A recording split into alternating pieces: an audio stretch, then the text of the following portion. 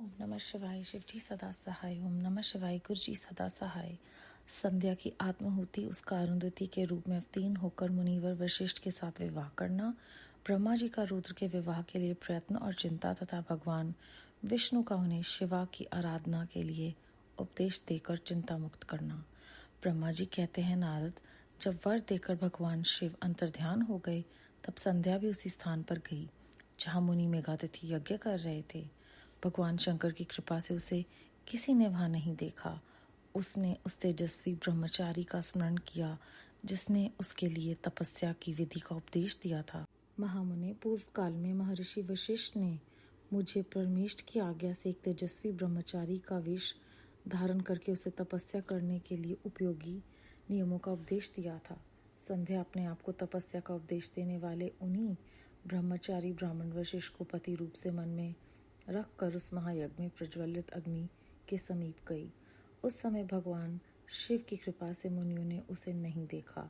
ब्रह्मा जी की वह पुत्री बड़े हर्ष के साथ उस अग्नि में प्रविष्ट हो गई। उसका पुरुषामय शरीर तत्काल दग्ध हो गया। उस पुरुष की अलक्षित गंध सब ओर फैल गई। अग्नि ने भगवान शिव की आज्ञा से उसके सुवर्ण जैसे शरीर को जलाकर शुद्ध करके पुनः सूर्यमंडल में पहुंचा दिया। तब सूर्य ने पितरों और देवताओं की तृप्ति के लिए उसे 2 भागों में विभक्त करके अपने रथ में स्थापित कर दिया। मुनीश्वर, उसके शरीर का ऊपरी भाग प्रातः संध्या हुआ, जो दिन और रात के बीच में पड़ने वाली आदि संध्या है, तथा उसके शरीर का शेष भाग साय संध्या हुआ, जो दिन और रात के मध्य में होने वाली अंतिम संध्या है। साय संध्या सदा ही पितरों को प्रसन्नता प्रदान करने वाली होती है। सूर्योदय से पहले जब अरुणोदय हो, प्राची के क्षितिज में लाली छा जाए, तब प्रातः संध्या प्रकट होती है, जो देवताओं को प्रसन्न करने वाली है। जब लाल कमल के समान सूर्य अस्त हो जाते हैं, उसी समय सदा साय संध्या का उदय होता है, जो पितरों को आनंद प्रदान करने वाली है। परम दयालु भगवान शिव ने उसके मन सहित प्राणों को दिव्य शरीर से युक्त देहधारी बना दिया। जब मुनि के यज्ञ की समाप्ति का अवसर आया, तब वे अग्नि की ज्वाला में महर्षि मेघातिथि को तपाए हुए स्वर्ण की सी कांति वाली पुत्री के रूप में प्राप्त हुई। मुनि ने बड़े आमोद के साथ उस समय उस पुत्री को ग्रहण किया। उन्होंने यज्ञ के लिए उसे नहलाकर अपनी गोद में बिठा लिया। शिष्यों से घिरे हुए महामुनि मेघातिथि को वहां बड़ा आनंद प्राप्त हुआ। उन्होंने उसका नाम अरुंधति रखा। किसी भी कारण से धर्म का अवरोध नहीं करती थी, अतः उसी गुण के कारण उसने स्वयं ये त्रिभुवन विख्यात नाम प्राप्त किया। देवऋषि यज्ञ को समाप्त करके कृतकृत्य हुए मुनि पुत्री की प्राप्ति होने से बहुत प्रसन्न थे और अपने शिष्यों के साथ आश्रम में रहकर सदा उसी का लालन पालन करते थे। देवी अरुंधति चंद्रभागा नदी के तट पर तापसारण्य के भीतर मुनीश्वर मेघतिथि के उस आश्रम में धीरे धीरे बड़ी होने लगी। जब वह विवाह के योग्य हो गई, तब मैंने, विष्णु तथा महेश्वर ने मिलकर मुझ ब्रह्मा के पुत्र वशिष्ठ के साथ उसका विवाह करा दिया। ब्रह्मा, विष्णु तथा महेश के हाथों से निकले हुए जल से क्षिप्रा आदि 7 परम पवित्र नदियां उत्पन्न हुई। मुने, मेघातिथि की पुत्री महासाध्वी अरुंधति मस्त पतिव्रताओं में श्रेष्ठ थी। वह महर्षि वशिष्ठ को पति रूप में पाकर उनके साथ बड़ी शोभा पाने लगी। उसे शक्ति आदि शुद्ध एवं श्रेष्ठ पुत्र उत्पन्न हुए।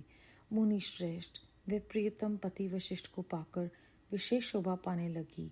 मुनि शिरोमणि, इस प्रकार मैंने तुम्हारे समक्ष संध्या के पवित्र चरित्र का वर्णन किया है, जो समस्त कामनाओं के फलों को देने वाला, परम पावन और दिव्य है।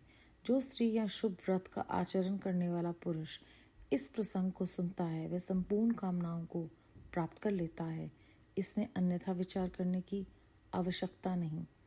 प्रजापति ब्रह्मा जी की यह बात सुनकर नारद जी का मन प्रसन्न हो गया और वे इस प्रकार बोले।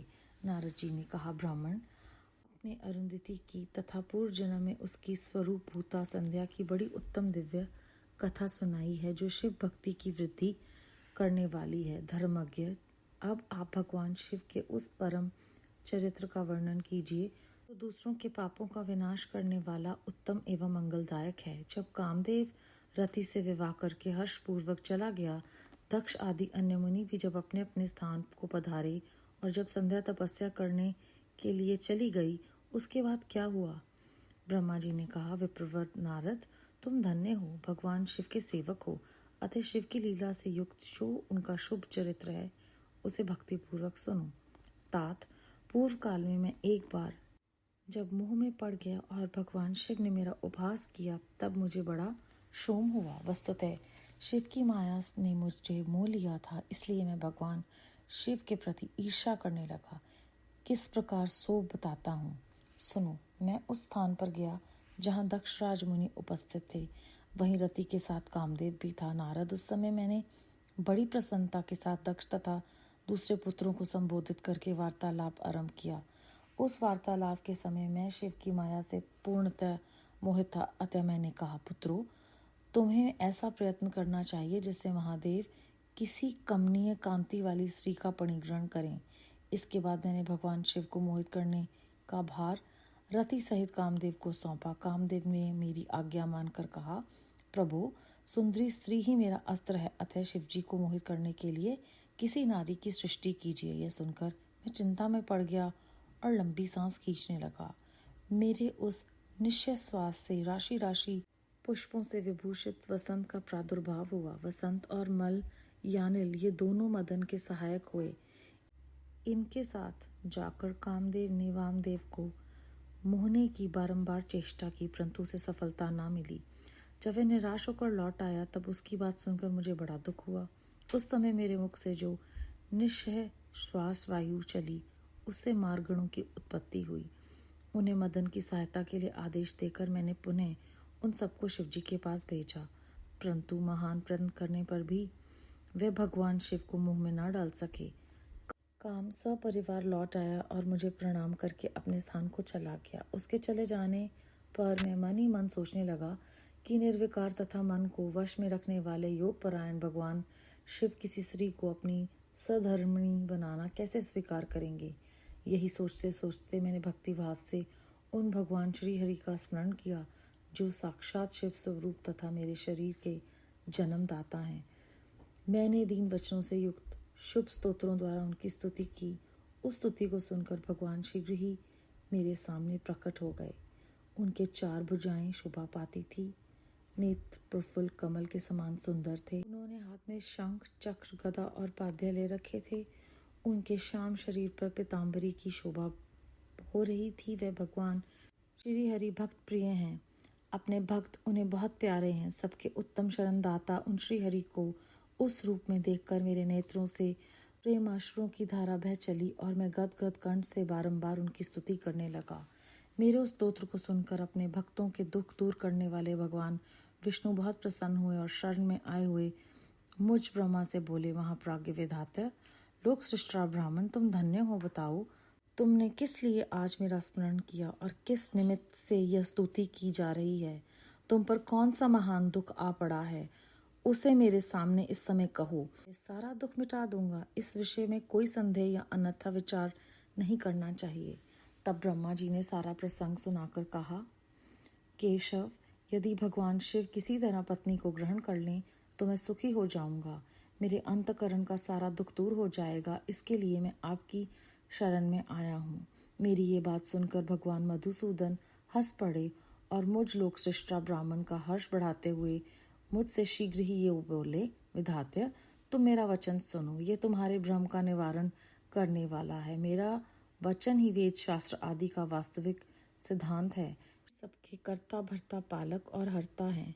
वे ही परत्पर हैं। परब्रह्म, परेश, निर्गुण, नित्य, अनिश्रेष्ठ, निर्विकार, अद्वितीय, अच्युत, अनंत, सबका अंत करने वाले स्वामी और सर्वव्यापी परमात्मा एवं परमेश्वर हैं।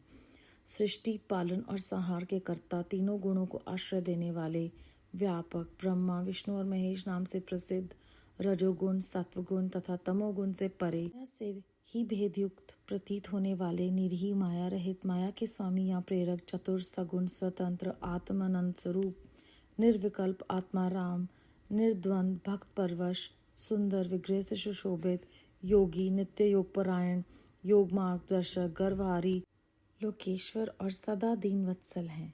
तुम उन्हीं की शरण में जाओ। सर्वात्मना शंभु का भजन करो। इसी से संतुष्ट होकर वे तुम्हारा कल्याण करेंगे। अमन, यदि तुम्हारे मन में यह विचार हो कि शिव पत्नी का परिग्रहण करें, तो शिवा को प्रसन्न करने के उद्देश्य से शिव का स्मरण करते हुए उत्तम तपस्या करो। अपने उस मनोरथ को हृदय में रखते हुए देवी शिवा का ध्यान करो। वे देवेश्वरी यदि प्रसन्न हो जाएं तो सारा कार्य सिद्ध कर देंगी। यदि शिवा सगुण रूप से अवतार ग्रहण करके लोक में किसी की पुत्री हो, मानव शरीर ग्रहण करें, तो वे निश्चय ही महादेव जी की पत्नी हो सकती हैं। ब्राह्मण, तुम दक्ष को आज्ञा दो, वे भगवान शिव के लिए अपनी पत्नी का उत्पादन करके निमित्त स्वतः भक्ति भाव से प्रयत्न पूर्वक तपस्या करें। तात, शिव और शिव दोनों को भक्त के अधीन जानना चाहिए। वे निर्गुण पर ब्रह्म स्वरूप होते हुए भी स्वेच्छा से सगुण हो जाते हैं। विधेय, भगवान शिव की इच्छा से प्रकट हुए हम दोनों ने जब उनसे प्रार्थना की थी, तब पूर्व काल में भगवान शिव ने जो बात कही थी उसे याद करो। ब्राह्मण, अपनी शक्ति से सुंदर लीला विहार करने वाले निर्गुण शिव ने स्वेच्छा से सगुण होकर मुझको और तुमको प्रकट करने के पश्चात तुम्हें तो सृष्टि कार्य करने का आदेश दिया और उमा सहित उन अविनाशी सृष्टिकर्ता प्रभु ने मुझे उस सृष्टि के पालन का कार्य सौंपा। फिर नाना लीला विशारद उस दयालु स्वामी ने हंसकर आकाश की ओर देखते हुए बड़े प्रेम से कहा, विष्णु, मेरे उत्कृष्ट रूप इन विधाता के अंग से इस लोक में प्रकट होगा, जिसका नाम रुद्र होगा। रुद्र का रूप ऐसा ही होगा जैसा मेरा है, वह मेरा परिपूर्ण होगा। तुम दोनों को सदा उसकी पूजा करनी चाहिए। वह तुम दोनों के संपूर्ण मनोरथों की सिद्धि करने वाला होगा। वही जगत का प्रलय करने वाला होगा। वह समस्त गुणों का दृष्टा, निर्विशेष एवं उत्तम योग का पालक होगा। यद्यपि तीनों देवता मेरे ही रूप हैं, तथापि विशेषतः रुद्र मेरा पूर्ण रूप होगा। पुत्रों, देवी उमा के भी 3 रूप होंगे। एक रूप का नाम लक्ष्मी होगा, जो इन श्रीहरि की पत्नी होगी। दूसरा रूप ब्रह्म पत्नी सरस्वती है। तीसरा रूप सती के नाम से प्रसिद्ध होगा। सती उमा का पूर्ण रूप होंगी, वे ही भावी रुद्र की पत्नी होंगी। ऐसा कहकर भगवान महेश्वर हम पर कृपा करने के पश्चात वहां से अंतर्ध्यान हो गए और हम दोनों सुखपूर्वक अपने अपने कार्य में लग गए। समय पाकर मैं और तुम दोनों सपत्नीक हो गए और साक्षात भगवान शिव रुद्र नाम से अवतीर्ण हुए। वे इस समय कैलाश पर्वत पर निवास करते हैं। प्रजेश्वर, अब शिवा भी सती नाम से अवतीर्ण होने वाली हैं, अतः तुम्हें उनके उत्पादन के लिए ही यत्न करना चाहिए। ऐसा कहकर मुझ पर बड़ी भारी दया करके भगवान विष्णु अंतर्ध्यान हो गए। मुझे उनकी बातें सुनकर बड़ा आनंद प्राप्त हुआ। अध्याय 7 से 10 समाप्त। इस अध्याय में हमने संध्या के बारे में जाना कि किस प्रकार प्रातः संध्या और साय संध्या उत्पन्न हुई। समाप्ति का जब अवसर आया, तब अग्नि में से एक स्वर्ण कांति की पुत्री ने जन्म लिया। उसका नाम मेघातिथि जी ने अरुंधति रखा, जो त्रिभुवन में विख्यात नाम था। और इसके बाद वहाँ पर 7 परम पवित्र नदियाँ उत्पन्न हुई। फिर ब्रह्मा जी ने बताया कि किस प्रकार उन्हें जब भगवान शिव की माया से उनसे ईर्ष्या हुई, तो उन्होंने बहुत सारे प्रयत्न किए, परंतु वो शिव जी को कामदेव के साथ मिलकर भी मोहने का प्रयत्न जो कर रहे थे, उससे उनमें सफलता नहीं हुई और मरगणों की उत्पत्ति हुई। फिर भी वो शिव जी को मोह में ना डाल सके। जब ब्रह्मा जी ने फिर ध्यान दिया, तपस्या की और दर्शन में विष्णु जी ने आकर उन्हें उपदेश दिया कि आप शिवा का ध्यान करें, क्योंकि शिव और शिवा दोनों ही भक्तों के अधीन हैं।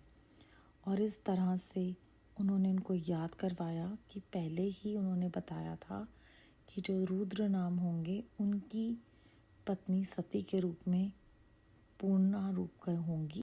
तो आपको तो केवल ध्यान ही करना है, तपस्या ही करनी है। इस तरह ब्रह्मा जी कहते हैं कि विष्णु जी ने मुझ पर कृपा की और वे अंतर्ध्यान होकर चले गए। मुझे बहुत आनंद प्राप्त हुआ कि अब मुझे मेरा उद्देश्य मिल गया था, इस सृष्टि के लिए तपस्या कर शिवा को प्रसन्न करने के लिए तपस्या करने का। ओम नमः शिवाय। शिव जी सदा सहाय। ओम नमः शिवाय। गुरु जी सदा सहाय। बेअंत बेअंत शुक्राना गुरु जी।